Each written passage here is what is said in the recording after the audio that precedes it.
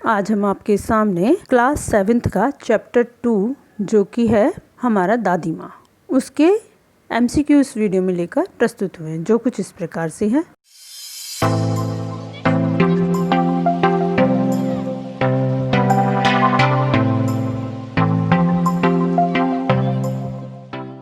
बहुविकल्पीय प्रश्न। दिए गए विकल्पों में से निम्नलिखित प्रश्नों के सही उत्तर का चयन कीजिए। पहला क्वेश्चन है हमारा, दादी माँ पाठ के लेखक इनमें से कौन हैं? शिवदास सिंह या शिव प्रसाद सिंह या शिवराम सिंह या शिव सागर सिंह? तो इसका आंसर होगा शिव प्रसाद सिंह। थोड़ा इसका ध्यान रखना, अगर ऐसे क्वेश्चन आते हैं तो दास, राम, सागर, क्योंकि शिव सबके आगे आ रहा है तो थोड़ा ध्यान रखना कि प्रसाद वर्ड इसमें यूज़ किया गया है, तो उसके अकॉर्डिंग आपको आंसर देना, और बाद में सिंह भी है। नेक्स्ट आपका दे रखा है, लेखक जब उदास होते हैं तब उनके सामने किसकी छाया नाच उठती है? माँ की, पिताजी की, दादाजी की या दादी माँ की? तो लेखक जब उदास होते हैं तो उनके दादी माँ की जो छाया थी वो उनके आँखों के सामने आ जाती थी, तो इसका आंसर होगा घा। नेक्स्ट क्वेश्चन है आपका, लेखक ने उस छाया को कहा है शीतल, चंचल, धूमल या फिर निर्मल? तो जो छाया उनके आगे नज़र आती थी, मतलब अपनी दादी माँ के लिए शीतलता की छाया बताया, यानी उन्हें उससे संतोष मिलता था। पाठ के अनुसार बच्चे किस महीने में झागदार पानी में नहाते हैं? आषाढ़, क्वार, सावन में या फिर भादों में? तो क्वार में इसमें झागदार पानी में बच्चे नहाते हैं, पाठ के अनुसार है। लेखक तालाब के झागदार पानी में नहाने का अधिक मज़ा नहीं ले सकता, क्यों? पानी बदबूदार होने के कारण, या डूबने के डर के कारण, बीमार होने के कारण, या दादी माँ के मना करने के कारण? तो उसका आंसर होगा कि उन्हें डर था कि कहीं वो उस पानी में बीमार ना हो जाए, तो इसका आंसर होगा गा। नेक्स्ट क्वेश्चन आपका दे रखा है, लेखक की दादी माँ नहा कर आई थी कुएं पर, नदी के साफ पानी में, नल पर या तालाब के झागदार पानी में? तो दादी माँ जो नहा के आई थी वो आई थी तालाब के झागदार पानी में, क्योंकि नदी, नल और कुएं के लिए उन्होंने कुछ भी ऐसा वर्णन कभी हमारे पाठ में नहीं किया गया। नहाकर लौटी दादी माँ लेखक के लिए क्या लाई थी? पूजा के फूल, मंदिर का प्रसाद, किसी अदृश्य शक्तिशाली के चौतरे की मिट्टी या अदृश्य शक्तिमयी की राख? तो इसके अनुसार होगा किसी अदृश्य शक्तिशाली चौतरे की मिट्टी। तो अदृश्य शक्तिशाली यानी जो लोगों की सोच होती है, कहीं जब हम भगवान के किसी दर्शन के लिए जाते हैं तो वहाँ पर वो कहते हैं वहाँ की मिट्टी ले आओ, या फिर हमारी पूजा पाठ होता है तो हम सोचते हैं कि यार अब इसकी राख रख लो, बच्चों के लिए अच्छी है। तो इस तरह से उनकी दादी माँ भी इन चीज़ों की विचार करती थी, तो यही इसका आंसर होगा। बीमारी के समय दादी माँ का विशेष ध्यान रखती थी? दवाइयों द्वारा, सफाई या आराम या झाड़ फूँक? बीमारी के समय दादी माँ सफाई का विशेष ध्यान रखती थी, सफाई का ध्यान रखना भी चाहिए। नेक्स्ट क्वेश्चन दे रखा है, मुसीबत से घिरे परिवार की मदद दादी माँ ने कैसे की? रुपये देकर, मौखिक सांत्वना देकर, मौखिक यानी ओरली, हाँ ठीक है सब सही हो जाएगा, इस तरह से हम कुछ बोलते हैं ना, उसके लिए बोला गया है। सोने के हार देकर या कंगन देकर? तो उन्होंने अपना कंगन उनके जो रखा था उसी को ही उन्होंने देकर अपने परिवार की मदद की थी। अपशगुन का संदेश लाने वाला कौवा कहाँ से उड़कर आया था? आम के पेड़ से, खजूर के पेड़ से, बबूल के पेड़ से या फिर नीम के पेड़ से? तो जो अपशगुन का संदेश देने वाला आया था कौवा, तो उसमें जो वर्णन किया गया है वो दे रखा था खजूर के पेड़ से। नेक्स्ट क्वेश्चन दे रखा है, पत्र में लिखे शब्द लेखक को कैसे प्रतीत होने लगे थे? भौरों के समूह जैसे, उठती गिरती लहरों जैसे, या चींटियों की कतारों जैसे, या काले काले धागों जैसे? तो उठती गिरती लहरों जैसे उन्हें वो शब्द प्रतीत होने लगे थे। नेक्स्ट क्वेश्चन आपका दे रखा है, कठिनाई में प्रयुक्त शब्द प्रत्यय है कौन सा? ई, कठिनाई, तो कठिन प्लस आई, कठिनाई। तो नाई, ई या आई या फिर आई, तो इसका कठिनाई का होगा कठिन प्लस आई, कठिनाई, ये आएगा। सन से सफ़ेद बालों से पानी टपक रहा था, वाक्य में विशेषण शब्द कौन सा है? सन से सफ़ेद बालों से पानी या फिर टपक रहा था। तो देखो सन से सफ़ेद बालों की जो विशेषता बताई जा रही है, बाल हमारी संज्ञा है और विशेषता क्या है? सन से सफ़ेद।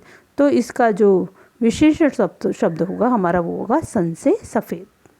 इसका आंसर है क। नेक्स्ट दे रखा है, लेखक के शुभचिंतक मित्र पीठ पीछे क्या करते थे? उनकी प्रशंसा करते थे, उनका मजाक उड़ाते थे, उसे झूठा बताते थे या उसे लालची कहते थे। तो जो उनके मित्र थे लेखक के, वो उनकी पीठ से उनके मजाक उड़ाते थे। तो इसका आंसर होगा ख, ये उनका मजाक उड़ाते थे। नेक्स्ट क्वेश्चन दे रखा है, लेखक की छुट्टियों की सूचना कौन देते हैं? अध्यापक, पिताजी, नौकर या शुभचिंतक मित्र? तो लेखक को छुट्टियों की सूचना उनके शुभचिंतक मित्र उन्हें देते थे। तो इसका आंसर होगा घ।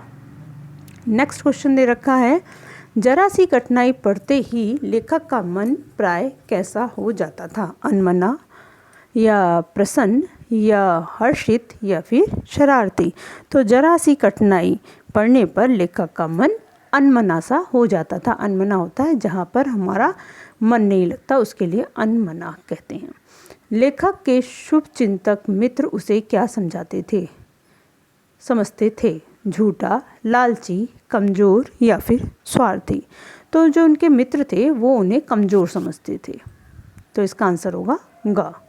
नेक्स्ट क्वेश्चन दे रखा है, लेखक दिन में क्यों सो रहा था? वह बीमार था, उसे नींद आ रही थी, वह उदास था या वह परेशान था? तो इसका जब दिन में वो सो रहे थे तो उस समय वो बीमार थे, इसी कारण वह दिन में सो रहे थे। आंसर होगा वह बीमार था। नेक्स्ट क्वेश्चन दे रखा है, दादी माँ ने किस जल से स्नान किया? गंगा से, कुएं के जल से, झाग वाले जल से या खारे जल से? तो दादी माँ ने जब नहाने गई थी वो तालाब के झाग वाले जल से ही उन्होंने स्नान किया था। तो आंसर होगा ग। नेक्स्ट दे रखा है, दादी माँ ने चौतरे की मिट्टी कहाँ बांध रखी थी? गठरी में, आंचल में, रुमाल में या फिर हाथ में? तो जब वो मिट्टी लेके आ रही थी तो उन्होंने अपने आंचल में उस मिट्टी को बांध रखा था। तो आंसर होगा ख। दादी माँ ने लेखक के सर पर किसका लेप किया? दालचीनी का, तुलसी का, नारियल का या फिर मिट्टी का? तो दादी माँ ने लेखक के सिर पर, ये आंसर आप खुद दो, मेरे कमेंट्स बॉक्स में आंसर को डालना।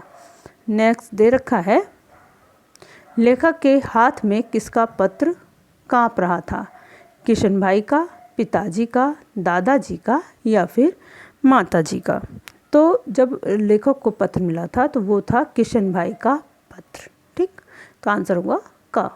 लेखक को किस बात पर विश्वास नहीं हो रहा था?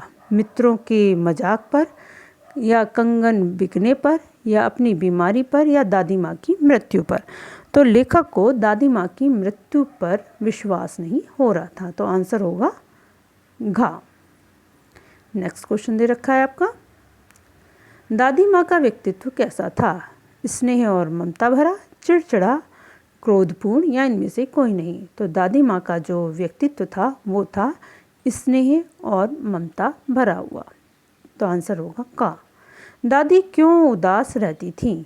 गांव वालों से झगड़ा होने के कारण, बेटों द्वारा अपमानित होने के कारण या दादा की मृत्यु हो जाने के कारण या आर्थिक तंगी के कारण? तो जो दादी को उदासी थी दादी की, वो थी दादाजी की मृत्यु हो जाने के कारण। नेक्स्ट क्वेश्चन है, परिस्थितियों का वात्या चक्र शब्दों से आप क्या समझते हैं? परिस्थितियों में फंसना या फिर मुश्किल में पड़ना या जीवन में घटने वाली घटना या तेज आंधियाँ। तो इसका आंसर होगा जीवन में घटने वाली घटनाएं जो होती हैं, परिस्थिति होती है, कंडीशन, और वात्या चक्र यानी जो हमारी काम कार्य होता है उसको हम कहते हैं वात्या चक्र। ठीक है, तो इसका जीवन में घटने वाली घटनाएं। नेक्स्ट क्वेश्चन दे रखा है, कौन सा प्रचलित शब्द हिंदी रूपांतरण नहीं है? छोरी और लड़की, हाँ ये तो सही है, छोरी को हम लड़की भी बोलते हैं। बंदा और दंडा, नहीं ये तो गलत है, बंदा तो मनुष्य होता है, दंडा कुछ नहीं होता। घना और अधिक, बिल्कुल सही है, घना का दूसरे भाषा में हम अधिक बोलते हैं। भनक और शक, ये भी सही है, भनक पड़ना या शक होना। इसका मतलब इसमें जो रूपांतरण नहीं दे रखा है बंदे का, ठीक से नहीं दे रखा है, तो ये इसका आंसर होगा। चिवड़ा का अन्य रूप कौन सा नहीं है? चिवड़ा, चुड़त्र, पोहा या फिर चिड़िया। तो ये तीनों ही चिवड़ा का अन्य रूप है, लेकिन चिड़िया उसका रूप नहीं है, तो इसका आंसर होगा घ। इस प्रकार से इस चैप्टर के आपके 30 क्वेश्चन हैं जो कि आपके पूरे चैप्टर में से लिए गए हैं। ये क्वेश्चन आंसर यहीं समाप्त होते हैं और नेक्स्ट वीडियो में हम नेक्स्ट चैप्टर के क्वेश्चन आंसर लेकर प्रस्तुत होंगे।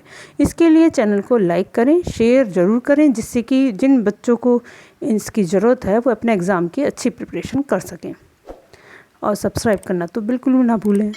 धन्यवाद।